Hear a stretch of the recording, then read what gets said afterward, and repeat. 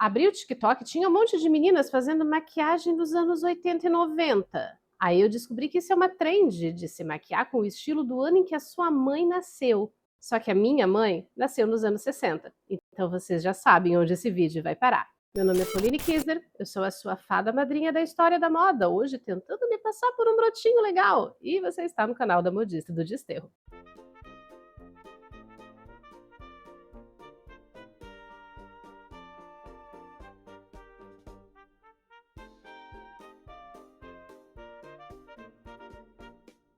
Olá, modisters! Tudo bem com vocês aí desse lado? Seja você um broto, ou um pão, ou alguém que já se pegou falando coisas como catapimbas e bulhufas, seja muito bem-vindo, você está em casa. E muito provavelmente já chegou na idade em que eu preciso te aconselhar a fazer um check-up anual. Nesse canal a gente fala de história da moda, mais focada no que as pessoas comuns usavam, sem falar só do que era moda entre os ricos ou de estilista europeu superestimado. Mas a gente faz isso com base nos documentos originais da época e nas pesquisas acadêmicas mais atualizadas do mundo todo. Porque o nosso compromisso é entregar para você, meu amor, um conteúdo histórico gratuito, de qualidade, acessível para o público brasileiro e, o mais importante, meu bem, sem informação tirada do... Eu gosto muito de história da maquiagem. Tanto que a gente tem uma série inteira recriando makes históricas com produtos modernos. Mas principalmente quando o assunto é século XX, parece que tudo fica muito restrito ao que os ícones fashion estavam usando. A gente está falando de uma época onde já tem documentação o suficiente para a gente saber como isso era traduzido na vida das mulheres comuns. E que não, as nossas avós e mães provavelmente não estavam maquiadas assim em 1960. E eu gostaria de poder dizer que isso é um problema exclusivo da história da maquiagem, só que não é. A gente olha para a história da moda e às vezes parece que as fronteiras entre as décadas são muito claras, como se todo mundo tivesse dormido Marilyn Monroe em 1959 e acordado Twig em 1960. Mas tinha, como ainda tem, um tempo de transição entre as tendências. Porque uma coisa que apareceu nas revistas e passarelas, sei lá, em 1961, não se disseminou pela sociedade imediatamente. Por isso que fica uma confusão na cabeça quando você vê fotos dos anos 60 que as mulheres já estão de cabelão, mas com um pezinho nos vestidos de 1950. Porque ainda estava rolando uma transição e essas transições dependiam de vários fatores. O acesso dessa mulher às novas tendências e produtos, o poder aquisitivo dela, claro, sua idade e o quão conservador era o ambiente onde ela estava inserida. Então, uma das primeiras coisas em que a gente nota mudanças é nos cabelos e em pequenas coisas da maquiagem. E cá entre nós, cabelo e make é muito mais rápido de mudar estilo do que um guarda-roupa inteiro, né? Mas ainda assim tem um universo de distância entre a make da Twig e o que as mulheres comuns usavam no seu dia a dia. O bom de trabalhar com anos 60, gente, é que não só vários dos produtos que nós temos hoje já existiam, mas as texturas deles na época já eram bem semelhantes com as que a gente tem agora. Embora os ativos dos produtos de agora sejam infinitamente melhores, porque, né, a indústria evoluiu pra caramba. E o skincare em si não era muito diferente daquilo que a gente já viu que era aplicado na década de 40 e na década de 50. Os sabonetes estavam ficando cada vez mais suaves, mas ainda não eram específicos para o rosto. Muitas mulheres ainda recorriam a cremes mais pesados, estilo cold cream para limpeza da pele. Coisa que funciona muito bem, diga-se de passagem, os tais cleansing oils atuais seguem exatamente a mesma lógica. Aqui já existiam tônicos faciais que prometiam limpar, nutrir e tensionar a pele para um look mais jovial. E todo tipo de hidratante que vocês imaginarem, inclusive muitos que existem até hoje, como o 8 Hour Cream da Elizabeth Arden, lançado em 1960, que foi a primeira formulação enriquecida com vitamina E. Ponds, que também é uma marca muito difícil de achar aqui no Brasil, e a boa e velha latinha azul da Nivea. Além de uma série de produtos que vivem sendo reformulados e ganhando embalagens novas nos catálogos da Avon, por exemplo. Mas com esse tanto de produto novo que estava surgindo no mercado, era preciso educar o público também. Porque não adiantava ter uma grande variedade de produtos sendo lançados se o público não sabia como utilizar. Grandes marcas como Helena Rubinstein e Max Factor tinham profissionais que atendiam em lojas específicas fazendo essa educação do público. Marcas de catálogo, como a Avon e a Mary Kay, treinavam as suas vendedoras para isso. Mas também existiam os vídeos educativos, que eram os tutoriais da época. Alguns deles foram exibidos como parte da programação de programas direcionados ao público feminino que existiam nas primeiras redes de TV. Mas a gente tem registro de que alguns deles, mais curtos, também chegaram a ser exibidos no intervalo das sessões de cinema. Eles também eram muito usados nas chamadas escolas de beleza, instituições de ensino profissionalizante que formavam cabeleireiros e maquiadores. E nas escolas femininas, como parte de um currículo que reforçava os papéis de gênero da época e colocava a beleza como uma obrigação social das mulheres. Eu assisti um vídeo de uma dessas escolas, a Lucy Clayton Charm School, que além de finalizar a educação das moças de família, também era agência de modelos. E um já de 1969 para a gente ter um parâmetro de comparação. O da Lucy Clayton Charm School de 1960 ainda é totalmente o estilo de maquiagem dos anos 50. E os dois vídeos estão linkados aqui embaixo na descrição, junto com todas as referências que foram usadas nesse vídeo para você checar e aprender por conta própria. Mas membros e apoiadores têm acesso à minha biblioteca com o material de pesquisa todo organizado e um grupo exclusivo no WhatsApp para tirar dúvidas direto comigo. Os links para assinar também estão aqui embaixo na descrição do vídeo, chuchu. Cara lavada, porém absolutamente hidratada. Vamos iniciar essa maquiagem. Eu vou seguir bem mais o de 1969 que o de 1960, porque eu quero uma coisa mais próxima ao que já seria popular no final da década, quando os estilos característicos da década de 60 já estavam mais ou menos difundidos entre o público consumidor. Base é de sempre, Hydra Glow da Nina Secrets, recomendo muito, que vai ser aplicada com os dedos mesmo. Mas se a gente vai seguir o tutorial, a gente vai seguir o tutorial e é o que tem para hoje. Eles usam um tecido de algodão no original para poder tirar o excesso da base, mas eu vou usar uma esponjinha de maquiagem mesmo, úmida, mas que foi bem torcidinha para não ficar com excesso. Mas isso aqui era o tipo de coisa que só os maquiadores profissionais mesmo tinham disponível na época. E uma coisa importante, para você conseguir fazer isso com os dedos, não pode ser aquelas bases rebocão, estilo as bases antigas da Ruby Rose. Precisa ser uma base que seja um pouco mais fluida mesmo. Não é uma coisa que está no tutorial, mas eu sei que os maquiadores profissionais da época faziam e maquiadores profissionais fazem isso até hoje. É importante você deixar cada camada da maquiagem assentar na sua pele, tá? Então não passa a base e já sai passando as coisas por cima, dá uns 3, 4 minutos ali pro negócio assentar na pele. Usa um leque se for preciso. O ponto é quando você encosta e ela tá só levemente grudentinha, tá? Mas não sai resíduo de produto do teu dedo. O tutorial também fala em iluminar a área dos olhos para disfarçar olheiras e deixar o olhar mais jovial. Muito, muito, muito moderno.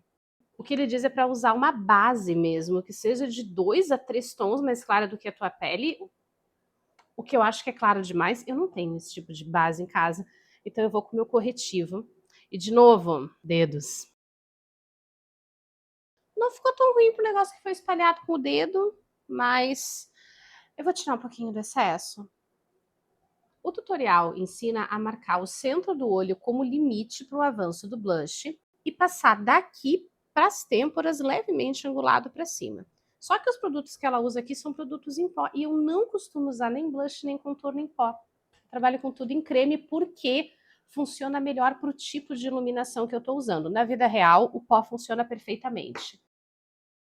Sobre o contorno, ela fala especificamente para ressaltar a maçã do rosto e diminuir a largura de uma cara de lua cheia tipo a minha, né?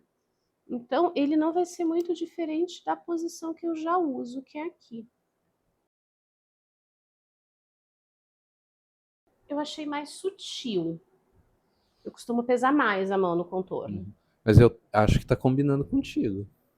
Sempre acho que tudo combina comigo. É por isso que eu sou casada contigo. Exato. Tava no contrato de casamento. Dar razão pra esposa sempre. O tutorial não fala absolutamente nada sobre uma das coisas mais icônicas dos anos 1960, que são as sombras. Embora as primeiras paletas de sombra conhecidas venham lá do Antigo Egito, e elas também sejam registradas na Roma Antiga, Na cultura ocidental, as sombras de olho só se tornaram parte obrigatória da maquiagem já nos anos 1950. O teatro sempre usou esse tipo de produto, só que para criar formas diferentes no rosto dos atores, não para colorir as pálpebras por estética. E a partir dos anos 60, as sombras se tornaram uma parte indispensável da rotina de maquiagem, sendo vendidas tanto em forma unitária quanto na forma de paletas com cores combinadas. Tons de verde, azul, amarelo, cinza e pérola estavam entre os mais populares dessa época. E é o que nós vemos nas fotografias dos ícones fashion do período, com delineados marcantes, cílios muito pesados e olhos bastante destacados no rosto. Mas boa parte dessa estética que a gente associa com a época se popularizou, na verdade, só a partir de 1964. É a estética mod, de origem britânica, que nos anos 60 misturava rock, psicodelia, pop art e uma forte tendência a afrontar todos os conceitos estéticos dominantes. E que a partir de 64 fez parte da British Invasion, um movimento que inverteu o que tinha sido a regra da cultura pop no século XX, tirando a referência dos Estados Unidos e colocando na Inglaterra por um breve período. Aliás, a gente vai fazer o caminho contrário e a gente vai levar uma Brazilian Invasion para a Inglaterra esse ano. Em novembro, você pode viajar comigo para conhecer várias cidades históricas e museus da Inglaterra. A gente vai passar por Londres, Stratford-upon-Avon, a cidade de Shakespeare, Dover, lar de um dos castelos medievais mais antigos preservados, Brighton e Bath, as cidades onde o Tom se reunia para passeios, bailes, alianças de casamento e fofocas na regência. E terminar em Birmingham, uma das cidades fundamentais da Revolução Industrial e lar de movimentos importantes de contracultura, que nos deu Ozzy Osbourne e a gangue mais famosa do Reino Unido, os Peaky Blinders. Quem leva a gente é a Inclusive Travel. E basicamente você só vai precisar se preocupar em levar esse seu corpinho e a sua mala até o aeroporto no dia do embarque. E lookinhos legais, porque na véspera de voltar para o Brasil, a gente vai dar close numa festa temática dos anos 20 e 30 dentro de um museu, com direito à música e drinks do período. Então já clica no link que está aqui embaixo na descrição e garante seu lugar nessa viagem, meu amor, porque o negócio vai ser épico. Quase tanto quanto foi a estética mod conquistando o mundo nos anos 60. Porque é da estética mod que vem os vestidos icônicos dessa época, as cores psicodélicas e esse tipo de maquiagem que a gente vê na Twig, na Jean Shrimpton e que aqui no Brasil foi adotada pela Rita Lee, por exemplo. Mas essas makes são muito para frentex, né? E claramente nem todas as mulheres podiam ou queriam ousar tanto. Então, o que será que as mulheres comuns usavam nos seus olhos? Graças a Deus pelos catálogos vintage, né, gente? Esse aqui é da Max Factor e tem várias opções de cores dentro do que tinha na época, inclusive mates e cintilantes. Olha aí, ó, a gente nem é tão moderno quanto gosta de pensar.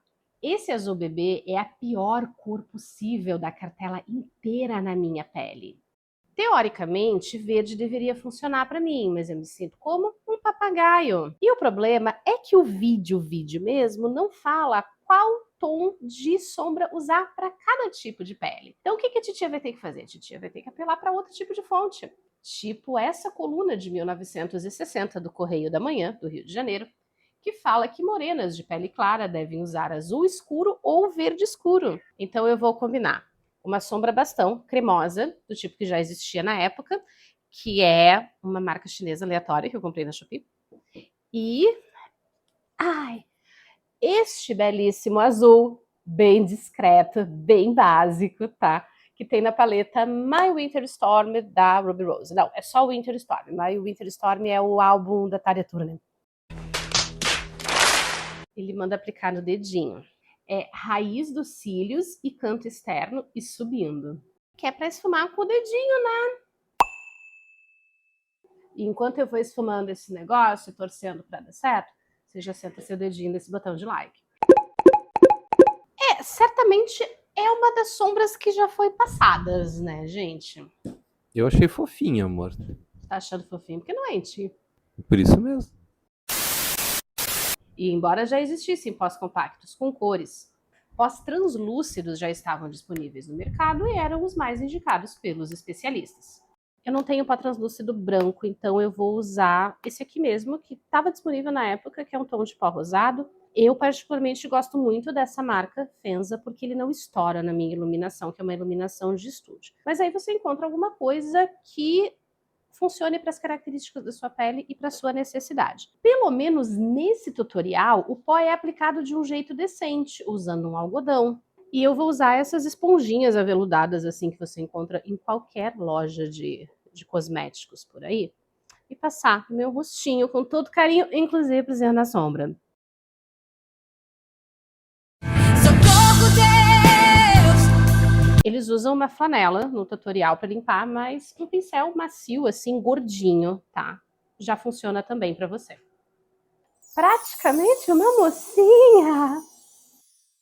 Já existia delineador líquido na época? Já existia, mas ele era chamado de delineador fluido. E não, nem todo mundo usava esses delineados gatinhos alongados. O tamanho do seu delineado vai ser proporcional à sua disposição de se destacar no ambiente, amiga. Eu não tenho nem tamanho de pálpebra para fazer um negócio exageradíssimo desses. Então, eu vou recorrer à paleta da Urban Ballet, porque aqui embaixo ela tem sombra preta cremosa. Eu acho que vai funcionar. Pincel fininho, me desejem sorte para aplicar esse negócio rente à raiz dos cílios.